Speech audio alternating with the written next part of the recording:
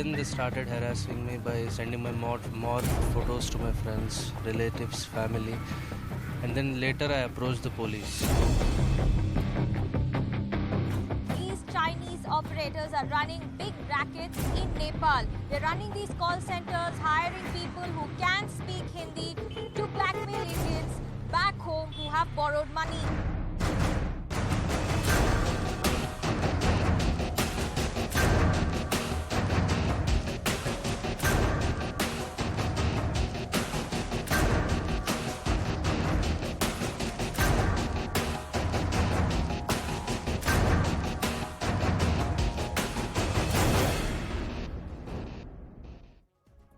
Good evening. You're watching the biggest exclusive right here on CNN News 18. I'm Ridhima Bhatnagar.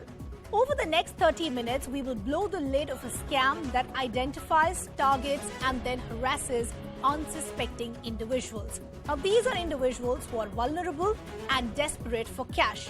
This is part of an investigation carried out by my colleague, Swastika Das. We bring you a big expose on how Chinese loan apps are working in India, targeting vulnerable people. These people borrowed quick loans to support their families, but the killer Chinese loan apps got the better of them. At least 7 suicides just in the last 2 months, the latest of a 17-year-old Harita Vashni from the NTR district of Andhra Pradesh, who took her own life as she just couldn't endure the prolonged harassment that she and her family were facing for borrowing an educational loan of 6.5 lakhs. So what really led to these people wanting to end their own life? We break the modus operandi of how these loan apps actually scammed people. Let's break down those details for you. We're going to do it stage-wise. We're going to first tell you what these apps look like, how they identified the people, and then eventually scammed and even harassed them. Take a look at all of this very, very carefully. The first stage is the setup. There are fake Chinese fintech companies. They linked a loan app, created it, and then uploaded it. Email IDs are used, traced back to China, Hong Kong, as well as Macau. After the setup is done, then we move to stage 2. And this is very, very crucial. Let's break down those details as well. What do you see in stage 2? You see advertisements on social media, emails, and even TV channels. What does the ad say? Look at this language carefully. Loans in just one click. It's a click and bait. Interest just rupees 400 per week.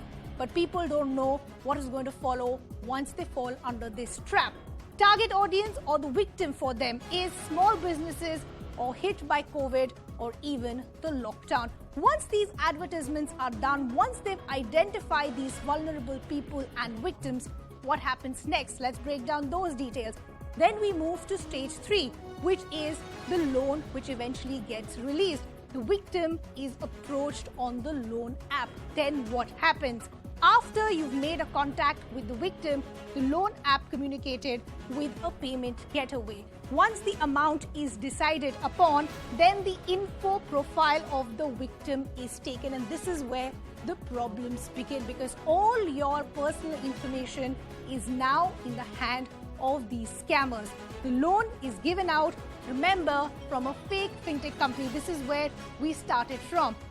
Let's now move on and talk to you, where does the harassment begin and what is the kind of aspects that we need to be very, very careful about. The fourth stage is the recovery. Data on the victim is harvested. As I pointed out, all your personal information is with these scanners. Call center units deployed, Indian callers. Victim shamed among contacts, pictures of the victim morphed and then distributed. This is where the harassment takes place as far as these scammers are concerned. This is why I said this is a story that has a lot of relevance for people like me and you. So as I said, over the next 30 minutes, we'll be discussing how you can protect yourself as far as these scams are concerned, because you could be next. We will tell you how to protect yourself. First, we want to bring you a victim who's now joining us from Mumbai. The identity is held on request. We appreciate you taking out the time and joining us here on CNN News 18. Could you begin from where it all started? What is the kind of loan that you wanted? Which was this app that you saw on social media, and what happened from there on? Hi. Basically, in 2021 on September, actually I was watching something on YouTube. So there was an ad came for a Lendmall application. So that time I just ignored it because at that time I was not in need of money.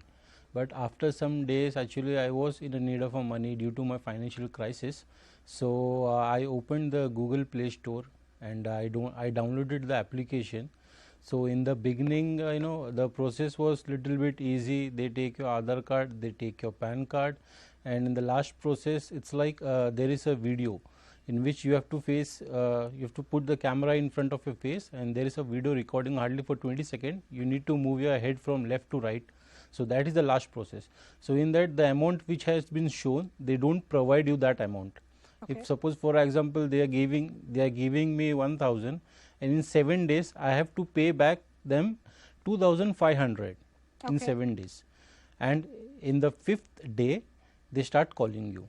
There is a due of your loan, so you have to make the payment before the due date. They will continuously call you. Okay. Until unless you so won't before pay it we back. just go forward as far as where do the calls and harassment begins, so you said in the initial stage your documents are taken like your Aadhaar and your PAN card, and those details are kept with them, and then a time period is also given to you and how long you have to return that money, and when do the calls begin and what do they look like?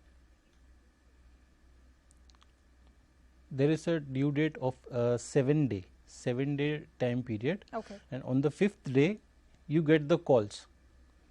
You have to your loan amount is pending. But one more thing, in the application it is clearly shown that it is RBI registered and NBSE financial.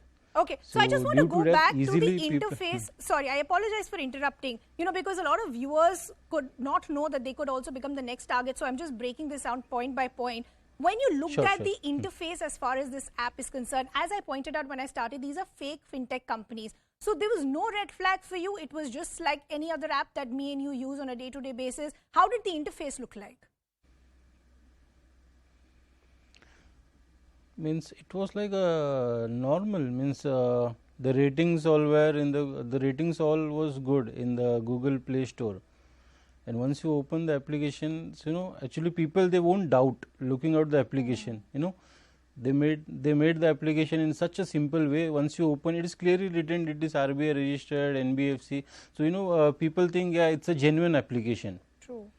So I In want this to situation, understand. with, So you're saying that people won't be able to identify that it's a dubious app, or there could be some sort of harassment that follows. I just want to understand, what is the Yeah. initial amount of loan that you wanted, and what did you end up paying, and in how many days? What did the harassment look like? Actually, I took a total loan of more than 3 lakhs from total 11 applications. So I made the payment. Till now I have made the payment more than 15 lakhs. It's terrible. More than 15 lakhs I have made the payment. So what happens is, for each application there is a due date of 7 day. Okay. Of 7 days. If you cross the 7th day, at the 8th day the executive, he will call you, and the way he speaks, seriously, that is totally terrible. And the language which they use, seriously, very vulgar and very bad language. We said this when we started Actually, the show, that the biggest problem for most of the victims like you is that all your personal information is in their hands and they're misusing it. How did they use your personal information? Did they also morph your pictures? Did they reach out to your family members as well? Yeah, they morphed my images, one of my images, and they have shared it to one of my colleague. And secondly, I got a WhatsApp messages. The WhatsApp message was so vulgar. I can't even show the message to anyone. So dirty text. They were in the WhatsApp messages, and they call you continuously. They call you. Once you receive the call, the way they speak, seriously, the day which I removed, seriously, it's a terrible nightmare for me. I just want to suggest one thing for the youngsters and for everyone. Please don't get trapped into this mess. The day which I have seen, please don't get into this. It's understand another aspect. You said whatever loan you took, you paid almost 15 lakhs. That's almost double or triple. More than 15. More than Yeah, 15 more lakhs. than 15. So that's almost more than triple of what you had initially taken. When Yes. does it all stop, or does it actually stop? No, actually what happened when it stopped, when I reached BKC Cyber Cell Okay. in Mumbai, BKC Cyber Cell, I told them the scenario, I gave all the supportive documents, I told them they are harassing me, I gave them all the details, the WhatsApp messages, from the number which I used to get calls, I gave them all the details. So after that they started tracking them, and after that, seriously, now I am feeling much better. I don't receive any calls and messages now, Okay. because they helped me a lot, BKC Cyber Cell. So what happens to the money that is already gone from your side? What are officials telling you? Is there any way of getting your hard-earned money back? Because if you took a loan of just about 3 lakhs and you paid over 15 lakhs, what happens to the buffer amount? Is there any way of getting it back?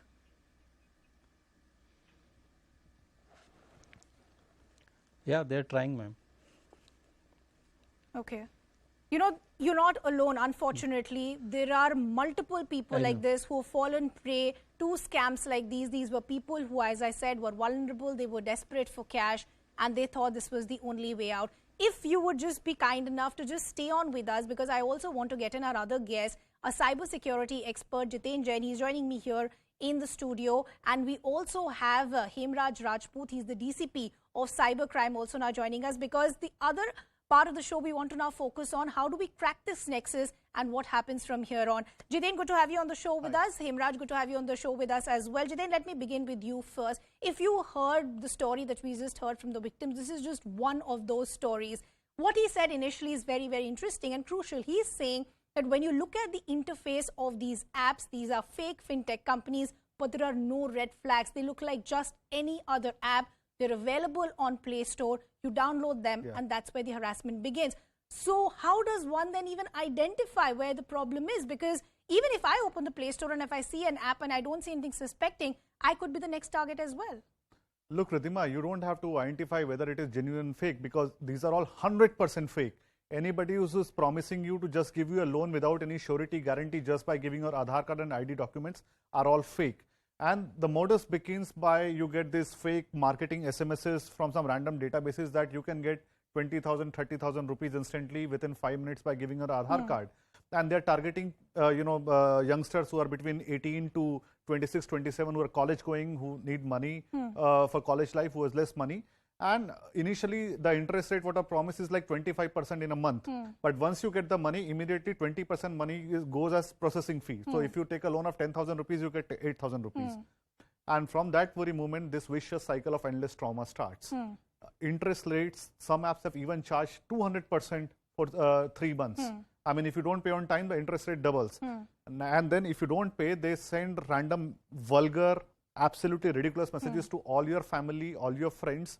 This is a scam number one. Now, there is a bigger thing at play over here. Okay, Jiten, I'll just pause you. One second, Jiten, I'll just pause you here, because as I said, this is very crucial for our viewers. When I started the show, as I said, some of these email IDs of people who are running these fintech companies and apps have been traced back to China, Hong Kong and Macau. So talk to us about the modus operandi. How do they ensure that they don't come under the scanner anywhere for these apps to be brought down?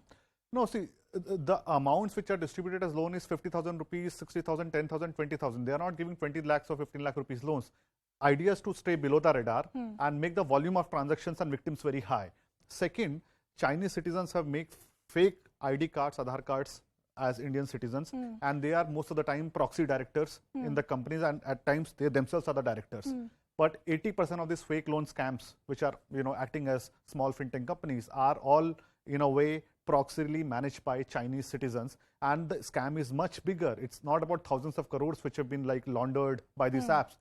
All the apps which you download on your mobile phone also act as a malware.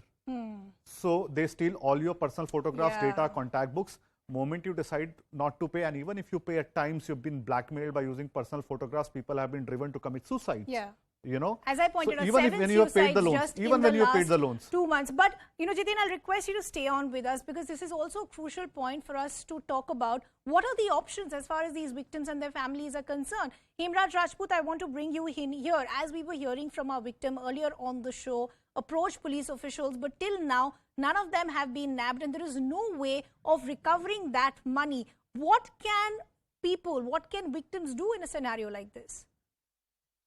Yeah, rightly said. Actually, Mumbai Cyber Crime Branch has so far arrested 14 persons throughout the India from different locations, and we are able to identify more than 350 such shell companies or fake companies which were operating these fake loan or online fraudulent loan apps. So, in these companies, so far we have freezed more than 14 crores of rupees. Along with that, more than 10 crypto wallets also have been identified, and in these wallets 7 crore plus of amount of these currency has been freezed by Mumbai police. Okay. So in these cases so far we are able to nab the structure of these fraudulent loan app companies and the modus operandi of these companies. So what we would like to suggest rather advise the civilians that they should be stay away from all these instant loan app kind of things, and because they are not only using their money, but they are also using their data also. Correct. And that's where the big problem is, as our victim was also pointing out. These scammers approach their colleagues, their family members, they morph their pictures, and then they start harassing them. I quickly want to go back to our victim as well. As you were pointing out to us that when you saw the interface of the app, there were no red flags for you. Then when all your information was given to them also, at that point also there were no red flags for you. When did you start realizing that something is wrong and possibly you were being scammed? Actually, when I came to know, it was actually I missed my payment. I missed one of my payment, which crossed the due date. Okay. So on the 8th day, when I got a call, when I answered the call, so the person, he started abusing me, he started threatening me.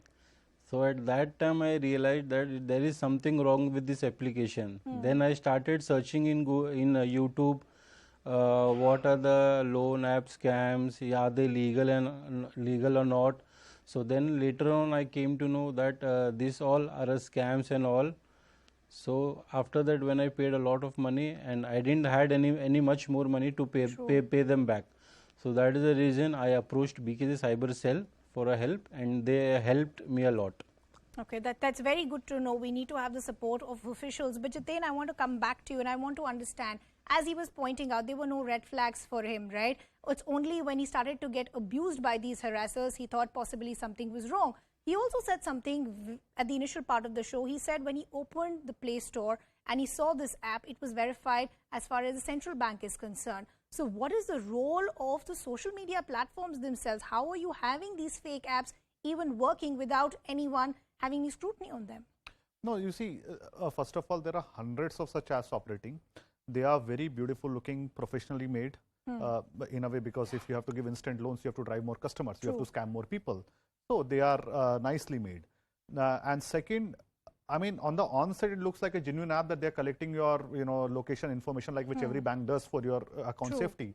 But here, the data is not taken for your safety, but to blackmail you. And second, it has been happening from last 2 years. RBI even formed a committee to deal with it. I remember, I think transactions were 20,000 crores were tracked and traced by Andhra Pradesh police. They arrested several Chinese citizens. And then, a racket of almost 10 to 12 apps were busted.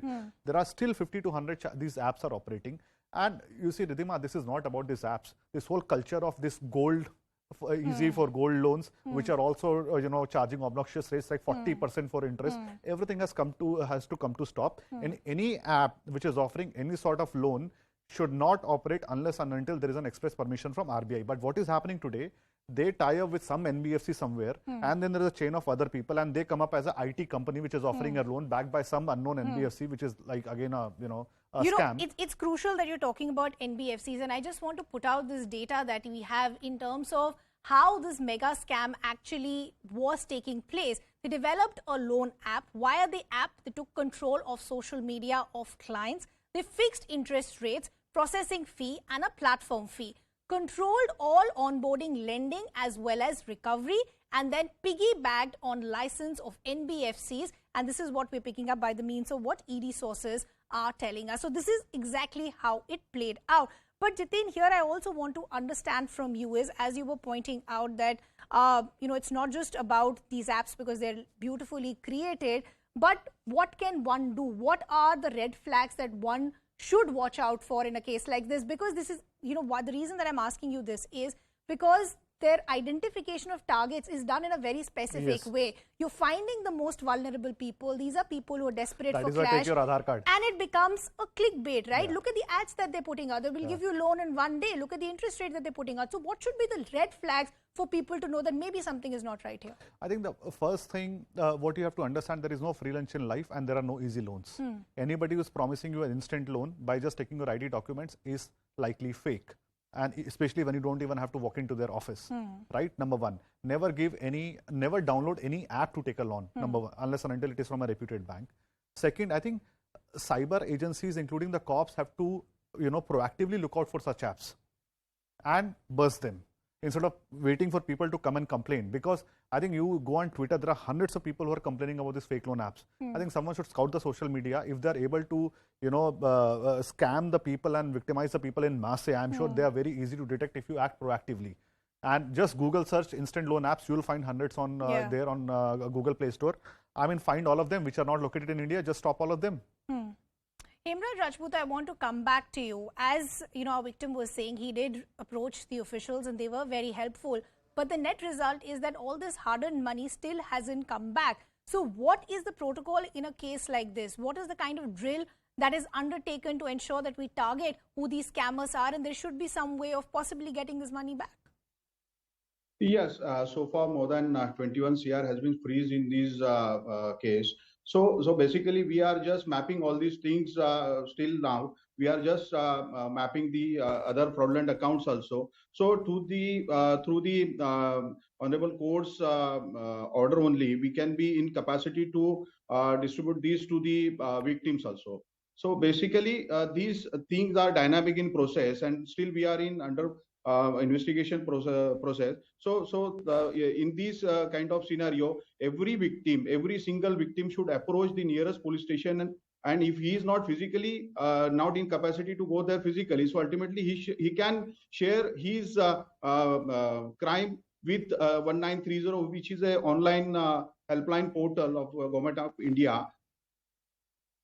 That's crucial, sir. So could you elaborate on what is the portal or a grievance portal where victims could reach out to police officials if they're unable to physically meet officials on the ground? Yeah, even Mumbai Police has started this 1930 helpline in the month of mid-May, and so far more than 6,000 victims have approached Mumbai Police through this 1930 online helpline portal. Okay. And through that only we are able to identify the case and we are able to take down the data. The 1930 helpline is something which is related to instant. We can take down the data of the victim, okay, and that can be worked. And even one more portal is there, cybercrime.gov.in. It's a government portal. Through that portal only, we can immediately file our complaint also. So cybercrime.gov.in and the helpline number, as was mentioned by Hemraj Rajput. I want to go back to our victim. I also now want to focus that this is not just about the money, but there is physical and mental harassment as well. Because as I pointed out, just in the last 2 months, there have been as many as 7 people who've taken the extreme step of ending their life because they just couldn't deal with the harassment. I want to understand from you, what did the harassment look like? What did you feel at that time? And if you could explain the harassment, you said there were abusive calls, but did it just end there? Because it would have resulted in a lot of mental trauma for you as well. Yes, ma'am. Actually, they used to call me continuously. If suppose I am not answering the call, in the next moment they will call me from the other number. So if suppose I disconnect the call, they will call me from other number. If I receive the call, the moment I receive the call, they start abusing me in a very bad way. I can't even imagine and I can't even tell the way they speak to me. And the messages they have sent me in WhatsApp, I can't even tell to anyone ki this is the message or something. Seriously, I just want to ask you something. worst. You know, you said that there were abusive messages. Was there any point of when this harassment was going on? Did you ever tell the scammers that if this does not stop, I will approach the police? Was there any change of tone at that point? Did that conversation ever take place? Yeah, I told one of them ki boss, don't harass me. Though then I will go to the nearest police station or cyber cell. They were like, do whatever you want to do. Okay. We don't care about that. Do whatever you So you they were want to do. extremely brazen. They were not even scared Yes, as far yes, as yes. any action that could be Yes. taken. And that's very crucial. Final word to you, Jiten. A message to people who are watching, to youngsters, individuals who could be in that vulnerable stage. How do they protect themselves? I think if you are receiving any such, abusive messages or harassment by any loan company, which you think is not moral or legal, please approach the nearest police station. And if you are scared to reveal your identity, if you do not feel comfortable going to a police station, as Mr. Rajput pointed out, please call up 1930 or go to cybercrime.gov.in. It's a very simple, very nice portal. You can, and it is especially for financial frauds. You can just put in the details, the name of the app which you downloaded, the money you took, and the account number which is the money was given to you from, or the mobile numbers which are calling to harass you.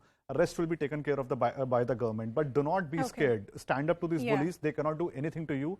And the people who are calling you on phone, abusing you, are the guys who do not even know whom they are working for. They themselves are normal people who are working it as a call center job. Yeah, that's a very crucial do not be point scared, that stand up, Jiten is abuse them making, back. that and if keep you the phone stand down. up and if you send out a message that the police can be involved, it will send out a strong message to them. Unfortunately, I've completely run out of time. I'd really like to thank the victim, Hemraj Rajput and Jiten Jain. We're now shifting our focus to some other updates coming in. This is the big global story that we're tracking. The PLA Eastern Theatre Command of the Chinese People's Liberation Army has deployed more than 100 fighter jets, bombers and other types of warplanes to the northern and southwestern and even southeastern airspace of the Taiwan island. The Taiwanese army has begun moving 155 meters M114 howitzers and even mortars closer to the PLA's exercise areas. All of this as Nancy Pelosi has reached Japan. That's the big update that's coming in. So look at what we are putting out. China continues as far as its offensive is concerned. They've been very clear with their messaging that this is against the One China policy. This is against the territorial and in sovereign integrity as far as China is concerned. And there will be dire consequences for both Taiwan as well as the United States of America. The Taiwanese army is also now preparing in case there is an invasion that takes place. Abhishek Jha now joining us with more details. Abhishek, talk to us about where things stand. What is the offensive that we are seeing by China and the defense that is being prepared by Taiwan as well? So Taiwanese side has clearly activated their defense mechanism. They have said that PLA has conducted live firing, including long-range rockets near Magzu, Wukyu, Dongjing, and other outer islands. In fact, Chinese Defense Ministry has given a list of 6 small islands, near Taiwan where the exercise and drill is happening. But before that, this whole outrage of China in the aftermath of Nancy Pelosi's visit, which is apparently leading to this military might, expression of military might from Chinese side. There is a longer repercussion which is also going to happen because there have been reports that certain missiles fired by the Chinese military have fallen into Japan's special economic zone. So we must also understand the fact that when Chinese side were trying to do their drill and they were aiming and firing rockets, they always knew the kind of range this ballistic missile would have and where it's going to fall. So probably this is another callousness or arrogance that Chinese military is trying to exhibit in and around Taiwan. Abhishek, thanks a lot for getting us that quick update. With that, it's a wrap from my side. Plain Speak is up next with my colleague Shivani.